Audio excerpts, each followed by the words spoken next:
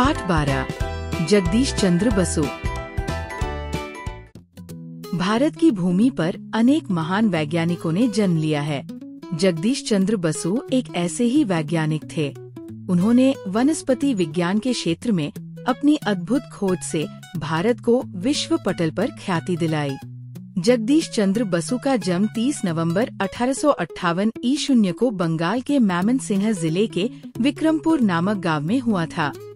ये स्थान अब बांग्लादेश में है। इनके पिता का नाम भगवान चंद्र बसु था। वे फरीदपुर जिले में एक उच्च सरकारी पद पर नियुक्त थे। उनकी माता कर्तव्यपरायण एवं धार्मिक महिला थी। उनके पिता बड़े ही उदार व्यक्ति थे। उन्होंने अकाल पीड़ित लोगों की सहायता के लिए अपनी संपूर्ण संपत्ति बेच दी थी। जगदीश चंद्र की प्रारंभिक शिक्षा इनके पिता द्वारा स्थापित एक प्राथमिक पाठशाला में हुई। भगवान चंद्र बसु यद्यपि एक उच्च अधिकारी थे और उनके मित्रों एवं अधीनस्थ अधिकारियों के बच्चे अंग्रेजी स्कूलों में पढ़ते थे, परंतु उन्होंने बालक जगदीश चंद्र को साधारण बच्चों के साथ प्राथमिक पाठशाला में पढ़ाया।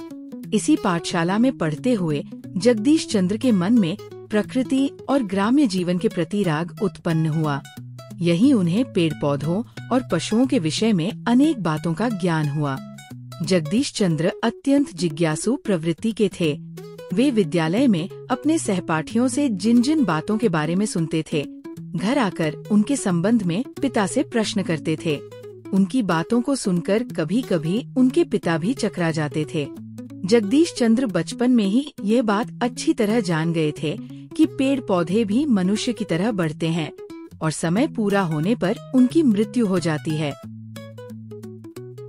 प्रारंभिक शिक्षा के बाद पिता ने जगदीश चंद्र बसु को कोलकाता के सेंट जेवियर स्कूल में प्रवेश दिला दिया। यहाँ से उन्होंने मैट्रिक की परीक्षा विशेष योग्यता के साथ उत्तीर्ण की। इसके बाद सन 1880 ईशून्य में उन्होंने सेंट जेवियर कॉलेज से B0 A0 पास किया।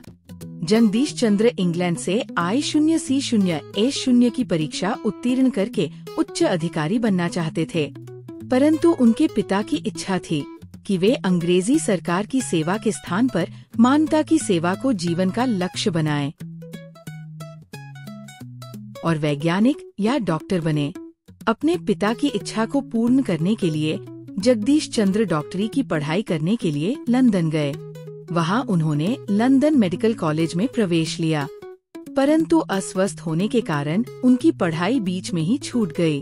उनकी रुचि वनस्पति विज्ञान में थी, इसलिए स्वस्थ होने के पश्चात उन्होंने कैम्ब्रिज विश्वविद्यालय में प्रवेश ले लिया और वहां से प्राकृतिक विज्ञान में B0 SC0 की परीक्षा उत्तीर्ण की। B0 SC0 करने के बाद जगदीश चंद्र कोलकाता वापस आ गए और वहां के प्रेसिडेंसी कॉलेज में भौतिक विज्ञान के प्राध्यापक बन गए। उस समय प्रेसिडेंसी कॉलेज में अधिकांश प्राध्यापक अंग्रेज थे। अंग्रेजी सरकार की भेदभाव पूर्ण नीति के कारण वहां पर नियुक्त भारतीय प्राध्यापकों को अंग्रेज प्राध्यापकों की तुलना में आधा वेतन दिया जाता था। जगदीश चंद्र बसु के लिए ये भेदभाव असहनीय था। उन्होंने 3 वर्ष तक संघर्ष किया और वेतन नहीं लिया। अंत में उनकी योग्यता के समक्ष कॉलेज के प्रबंध तंत्र को झुकना पड़ा और पिछले 3 वर्षों का पूरा वेतन देना पड़ा। इस विजय ने उन्हें और भी लोकप्रिय बना दिया। जगदीश चंद्र ने अपने घर में एक छोटी सी प्रयोगशाला भी बना रखी थी।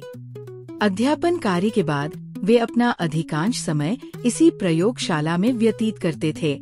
यहाँ उन्होंने विद्युत विकिरण पर खोज आरंभ की और एक ऐसे यंत्र का आविष्कार किया जिसकी सहायता से विद्युत चुंबकीय किरणों से संबंधित खोज की जा सकती थी। इस आविष्कार ने उन्हें विश्व भर में ख्याति दिलाई। इस खोज के लिए उन्हें D0 SC0 की उपाधि प्रदान की गई। साथ ही सरकार ने उन्हें अनुसंधान के लिए 25,000 रुपए वार्षिक अनुदान भी स्वीकृत कर दिया। इस खोज के लिए उन्हें देश विदेश में सम्मानित किया गया। वे इंग्लैंड, फ्रांस और जर्मनी गए और अपने यंत्र का प्रदर्शन किया। सन 1903 ईशून्य के पश्चात उन्होंने अपना ध्यान पौधों की चेतना पर अनुसंधान करने की ओर लगाया। कई वर्षों के अथक परिश्रम करने के बाद उन्हें सफलता मिली। उन्होंने ये सिद्ध कर दिखाया कि पौधों में भी अन्य प्राणियों की तरह जीवन धारा प्रवाहित होती है। वे शीत से सिकुड़ते हैं, गर्मी से वे कुम्हला जाते हैं, विष से उनकी मृत्यु भी हो जाती है। उन्होंने ये भी सिद्ध कर दिया कि पौधे भी मनुष्य की तरह सोते जागते हैं और हंसते रोते हैं। उनकी इस खोज को विश्व भर के वैज्ञानिकों ने स्वीकार कर लिया। जगदीश चंद्र बसु के मन में इच्छा थी कि वे कोलकाता में वैज्ञानिक शोध संस्थान स्थापित करें। प्रेसिडेंसी कॉलेज से सेवानिवृत्त होने के बाद उन्होंने इस सपने को साकार किया। सन 1917 ईशून्य में जीवन भर की संचित राशि 11 लाख रुपयों से कोलकाता में बोस संस्थान स्थापित किया। उसके उद्घाटन के अवसर पर भाषण देते हुए उन्होंने कहा था, इस संस्थान की स्थापना का उद्देश्य वैज्ञानिक ज्ञान का विस्तार करना है। इसकी स्थापना करके मैंने प्राचीन भारतीय परंपरा का पालन किया है।